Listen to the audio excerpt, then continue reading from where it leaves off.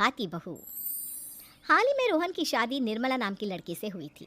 निर्मला गांव की लड़की थी। रोहन के पिता और निर्मला के पिता दोनों बचपन के दोस्त थे।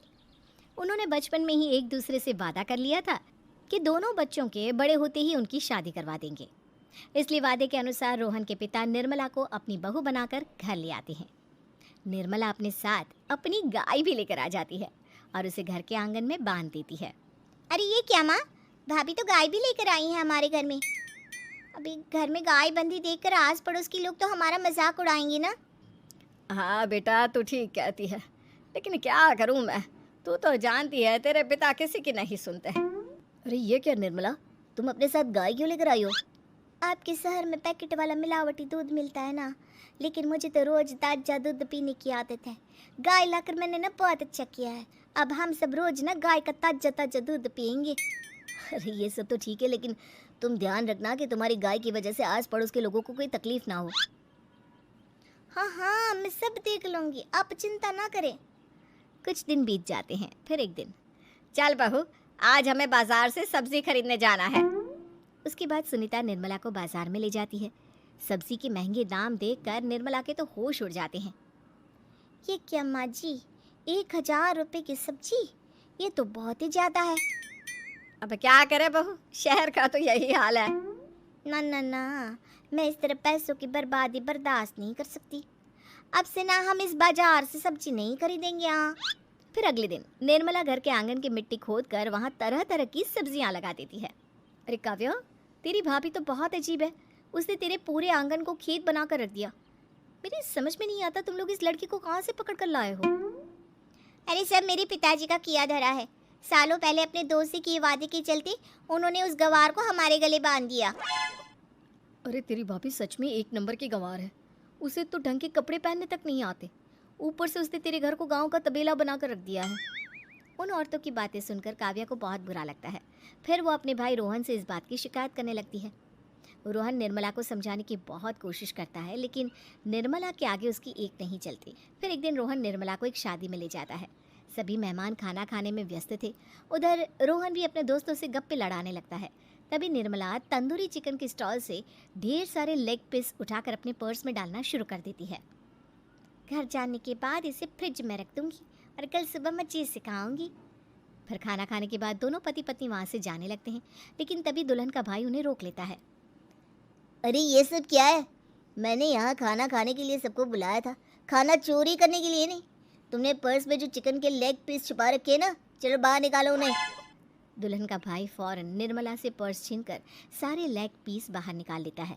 मैंने इतना खर्चा करके खाने पीने का इंतजाम किया है और तुम हो कि यहाँ से खाना चोरी करके ले जा रही हो? शर्म आनी चाहिए तुम्हें। वहाँ मौजूद सभी लोग निर्मला को भला बुरा कहने लगते हैं। अपनी बेइज्जती होते देख रोहन दुल्हन के भाई से माफ़ी मांगकर निर्मला को घर ले आता है। निर्मला, आज तुमने सबके सामने मेरी नाक कटवा दी।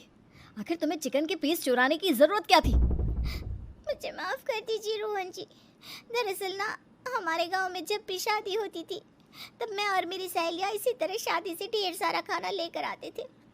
मुझे नहीं पता था कि मेरी इस गलती से आपकी इतनी बेइज्जती हो जाएगी।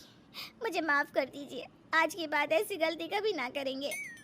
इतना कहकर निर्मला रोने लगती है। निर्मला को रोते देख रोहन का दिल पिघल जाता है और वो उसे माफ़ करके गले लगा लेता है। इस तरह कुछ दिन बीत जाते हैं। फिर एक दिन रोहन उदास होकर घर लौटता है। रोहन के कपड़े बुरी तरह फटे हुए थे। अरे बेटा, ये सब क्या है? किसी के साथ मारा पीटी हो गई है क्या? नहीं माँ, आज हमारी ज़िंदगी का सबसे बुरा दिन है। म्यूनसिपालिटी वालों ने हमारी दुकान तोड़ दी। आज से हमारी आमदनी पूरी तरह बंद हो गई। हे भगवान, हमने तो किस्त पर ढेर सारा सामान ले रखा है। अब हम सारे सामान की किस्त कैसे चुकाएंगे? मेरी तो सोचने समझने की शक्ति ही खत्म हो गई। पता नहीं आगे हमें और कितनी मुसीबत झेलनी पड़ेगी।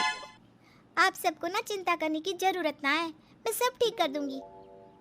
तो कहना क्या चाहती है बहू? हम ना बोल कर नहीं बल्कि करके दिखाएंगे। हाँ। उसके बाद निर्मला अपने पिता को फ़ोन करके गांव से 5 गाय मंगवा लेती है और फिर अगले दिन निर्मला सभी गायों का दूध निकाल कर बड़े बर्तन में भर लेती है। तुम ये सब क्या कर रही हो निर्मला? मेरी तो कुछ समझ में नहीं आ रहा।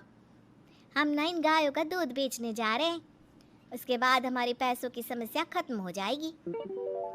हे भगवान, बस यही दिन देखना बाकी रह गया था। भाभी दूध वाली बनकर दूध बेचेंगी तो मोहल्ले में इज्जत क्या रहेगी हमारी। सभी लोग हमें तरह तरह के ताने मारेंगे। आप ना ऐसी बेकार की बातें ना करो काव्या जी। जब जेब का पैसा और पेट की रोटी छिन जाती है तो इंसान पहले अपने और अपने परिवार के बारे में सोचता है। और वैसे भी जिस काम से हमारा घर चले उसकी कभी ना बुराई नहीं करनी चाहिए। फिर निर्मला दूध के 2 बड़े बर्तन साइकिल के दोनों तरफ लटकाकर मोहल्ले में घूमने लगती है। दूध ले लो, दूध, गाय का ताजा ताजा दूध ले लो, बिना मिलावट का शुद्ध दूध ले लो, चलो चलो आओ भाई जल्दी ले लो।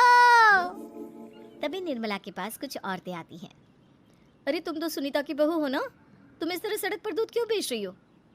निर्मला उन दोनों औरतों को अपने घर के हालातों के बारे में सब बता देती है।